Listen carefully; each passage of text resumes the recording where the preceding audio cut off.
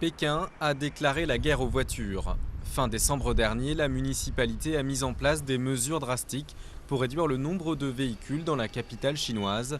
En 2011, elles ne seront que 240 000 à avoir le droit de rouler. C'est 3 fois moins qu'en 2010.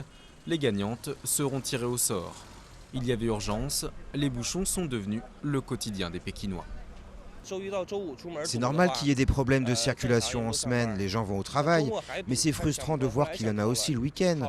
Tout le monde sort de la ville, il n'y a plus un moment sans bouchon. Si la réduction du nombre de voitures est une bonne nouvelle pour les conducteurs, c'est un coup dur pour les concessionnaires de la ville. 20 à 50% d'entre eux pourraient mettre la clé sous la porte.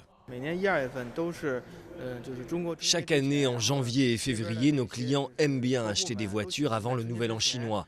En 2010, on en a vendu entre 100 et 200 chaque mois. Les ventes étaient bonnes. Mais en janvier et février de cette année, les ventes ne seront pas bonnes du tout.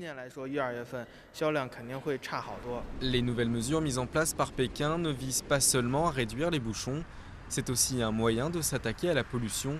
Mais pour les associations de défense de l'environnement, avec presque 5 millions de voitures en circulation, il est déjà trop tard. Il faut aller plus loin, mettre en place une vraie planification urbaine et améliorer les transports en commun. Et ça produira des effets concrets. Pékin n'est pas la seule ville chinoise à s'inquiéter du boom du trafic automobile. Shanghai, qui compte 3 fois moins de voitures, a elle aussi mis en place un système de limitation.